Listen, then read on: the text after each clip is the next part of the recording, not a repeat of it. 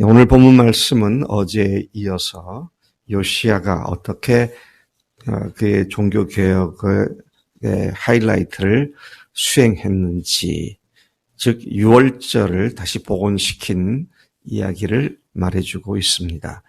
그는 온 나라 땅 각곳에 있는 잡신들의 제단과 산당과 우상들과 아세라 목상이라든지 이런 것들을 완전히 흔적조차 없애버리고, 단순히 유다 땅만 아니라 이미 이때는 북이스라엘이 망한 뒤인데 북이스라엘 땅까지 가서 그곳에 각곳에 있는 더러운 잡신들을 섬기는 그 제단들을 헐고 그 신상들을 빻아서 가루를 만들어서 없애고, 또 그 악한 잡신들의 제사장들의 뼈를 태워서 그들의 태워버리고 하는 그런 일을 하고, 그 다음에 그거 한 것이 그게 6년 동안 했죠. 그 다음에 한 것이 이스라엘 예루살렘 성전을 수리하는 작업을 했습니다. 그리고 그 율법책을 발견한 뒤에는 어떻게 했습니까? 하나님과 새 언약을 맺었습니다. 목숨을 다하고 힘을 다하고 뜻을 다하여 하나님을 섬기겠다고 그 언약을 다시 맺었고, 그리고는 6월절 행사를 치르게 되죠. 이 6월절 행사는 조금 전에 말씀드린 것처럼 그의 나라를 정결케 하고 그 백성들의 신앙을 새롭게 하는 개혁에 있어서 꽃이라고 말할 수 있는, 하이라이트라고 말할 수 있는 부분을 이루고 있는 것이죠. 왜 그렇게 얘기를 할 수 있느냐면, 그 모든 일의 결과 이스라엘 유다 사람들이 하나님 앞에서 자기들의 정체성을 분명하게 재확립하는 기회를 가졌기 때문이었다. 하나님을 믿지 않는 이방 족속들과는 근본적으로 다른 하나님의 선택된 백성이라고 하는 이 사실을 6월절 어린 양을 잡아 바치면서부터 시작된 77절에 이르기까지 그렇게 하나님 앞에서 자신들의 정체성을 확립했기 때문이었습니다. 그는 첫째 달 14일에 6월절 어린 양을 잡았고, 그 일을 위해 요시야 왕은 책임 맡은 여러 사람들을 격려했습니다. 2절을 보니까 제사장들에게는 직분을 맡기고 격려했다. 또 성전에서 직무를 수행하게 했다. 3절에 보니까 온 이스라엘을 가르치는 일을 위해 구별된 레위 사람에게는 거룩한 궤를 다시는 너희 어깨에 매는 일이 없도록 솔로몬이 건축한 그 성전 한가운데 두고 여호와와 그 백성 이스라엘을 섬기라고 격려했던 것을 봅니다. 제사장을 격려하고 레위인들을 격려하고, 또 다윗과 솔로몬이 기록한 대로 너희 족속대로 순번제를 스스로 준비하고, 모든 백성의 족속의 서열대로나 레위 족속의 서열대로 성서에 서서 순번대로 교대로 서서 스스로 성결하게 하고 6월절 어린 양을 잡아 백성들을 위하여 준비하되 여호와께서 모세를 통하여 전하신 말씀대로 하라고 임무를 상기시키고 격려를 했습니다. 그 왕의 위대함이 자기 휘하에 있는 책임자들을 적절하게 잘 컨덕팅을 하는 거죠. 지휘 감독을 하는 것입니다. 그래서 그들이 그 일을 잘 행할 수 있게 하는 것이죠. 요시야가 그 일을 그렇게 했다. 그래서 7절부터 9절까지에서는 거국적인 6월절 행사를 위해 필요한 제물들을 좀 풍성하게 드리는 내용들이 기록됩니다. 먼저는 왕이 자기의 재산 중에서 많은 제물들을 내놓으니까 그 다음에는 계속해서 방백들이 그렇게 하고, 레위 사람들이 그렇게 하고, 레위 사람들의 우두머리들이 그렇게 해서 제물을 바치는 일에 참으로 부족함이 없었다. 그런 내용을 우리가 여기서 보고 있습니다. 요시아 왕이 내놓은 것을 보면 백성들에게 어린 양과 어린 염소 3만 마리를 내놓았습니다. 또 수소죠? 3천 마리를 내놓았습니다. 이렇게 하는 것을 본 방백들, 유력한 유지들, 이런 사람들도 즐거이 희생을 드려서 백성과 제사장들과 레위 사람들에게 주었다.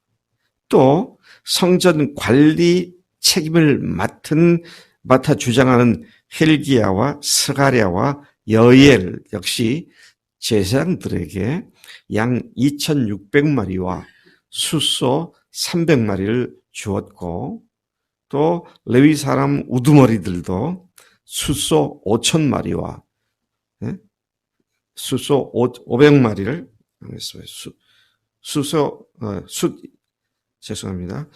양 5,000마리와 수소 500마리를 내어 주었습니다. 참으로 거대한 양의 재물들을 리더들이 솔선두범해서 백성들을 위하여 또 제사장들을 위하여 스스로 준비할 수 없는 사람들을 위하여 이렇게 내놓고 제사를 드리는 일을 하게 되죠.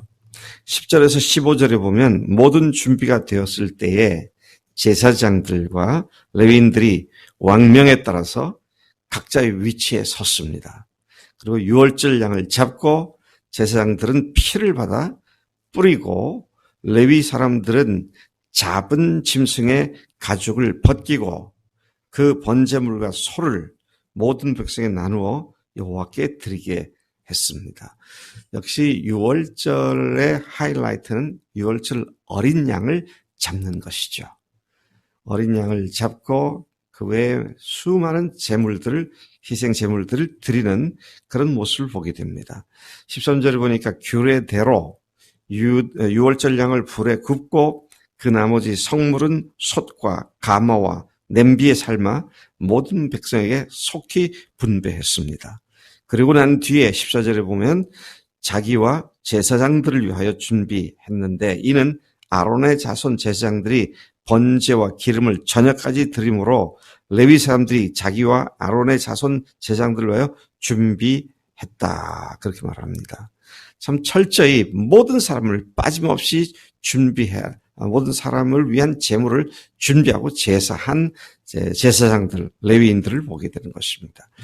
노래하는 자들은 왕의 선견자 여두둔이 명령한 대로 자기 처소에 있고 문지기들은 자기 처소란 말은 집이 아니라 자기가 위치해 있을 자리에 있고 문지기들은 각 문에 있고 그 직무에서 떠날 필요가 없었다. 왜냐하면 레위인들이 그들을 대신해서 다 준비해 주었기 때문이다.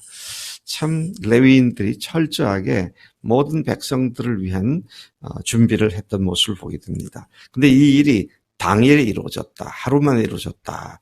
16절부터 19절까지 보니까 이날에 지킨 유월절 행사에 대한 평가가 나옵니다.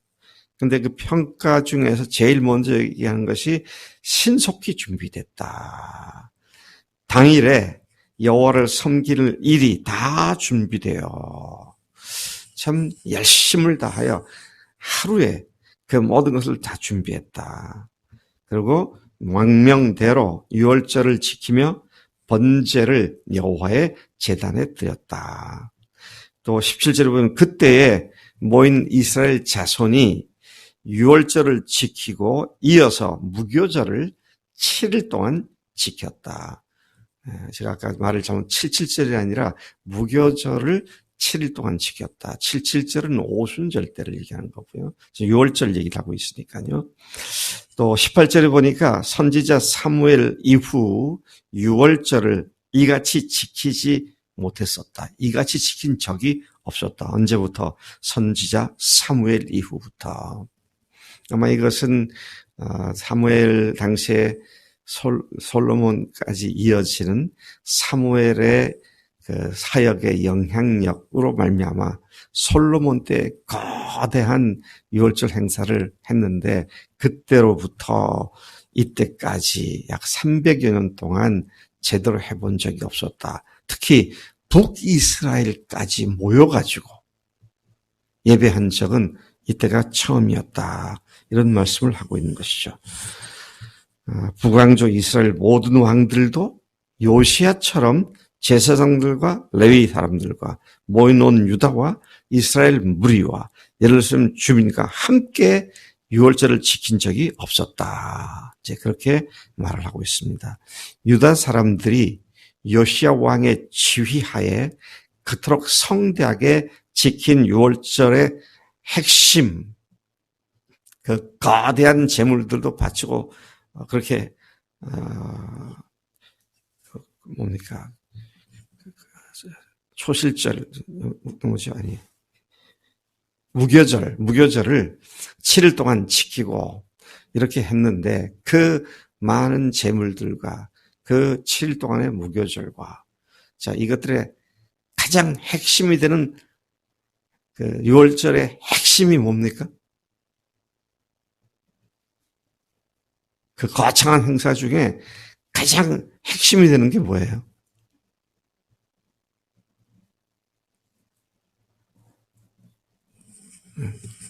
네? 6월절 양을 잡는 일이었습니다. 6월절 양을 잡는 일. 여러분 무슨 얘기입니까? 6월절 어린 양이 누구예요? 예수님입니다. 예수님의 피 흘리심과 부활을 상징하는 6월절이 유대인 정체성을 확립하는데 가장 핵심이었다는 것이죠. 오늘 우리가 그림자가 아닌 실체인 예수님의 십자가의 보혈과 그분의 부활로 우리가 영원히 하나님의 자녀로 인침받은 자들로서 우리의 삶의 어느 한순간, 어느 한 촌각도 이 6월절의 핵심이 되는 어린 양 예수님의 죽으심과 부활을 잊거나 그건 뭐 당연한 거지 뭐 이런 식으로 흘려보낼 일이 아니다. 정말 예수님의 십자가와 부활 사건이 매일 매순간 우리의 삶을 온전하게 주장하는 그런 동기가 되는 것이 마땅하다. 이런 말씀을 우리가 여기서 다시 한번 생각하게 되는 것이죠. 하나님의 자녀, 하나님의 백성, 하나님의 사명자들, 그 모든 근간은 예수님의 십자가와 부활이라는 사실. 그래서 우리가 매일 그러한 예수님의 희생을 생각하고 살아야 하기 때문에 매일이 명절이다. 매일이 축제다. 그런 말을 하게 되는 것이죠. 하나님 아버지 감사합니다. 이 아침 요시야 왕의 종교개혁의 하이라이트인 6월절 행사 복원을 통해서 하나님 그들이 어떻게 철저히 주님 앞에 돌아오려고 노력했는지 그들의 신앙과 정체성의 근본을 다시 복원시키게 한 것을 보면서 하나님 오늘 우리의 신분의 복원을 다시 생각합니다. 예수님의 십자가의 보혈이 우리를 온전히 깨끗하게 모든 죄를 사해 주셨고 예수님의 부활이 우리를 의롭게 하신 줄로 믿습니다. 하나님 죄 용서 받고 의로운 자들로서 이제 하나님의 아들 딸들로서 매일 매순간 주님만 생각하고 믿음의 시작자이시고 믿음의 완성자이신 주님께 집중하여 주님께 초점 맞추어 주님만 생각하고 주님의 영광을 드러내는 우리가 참으로 자연스럽고 당연하게 준비되는 우리가 인도하실 줄로 믿습니다. 감사합니다. 예수님의 이름으로 기도를 쌉나이다. 아멘, 아멘.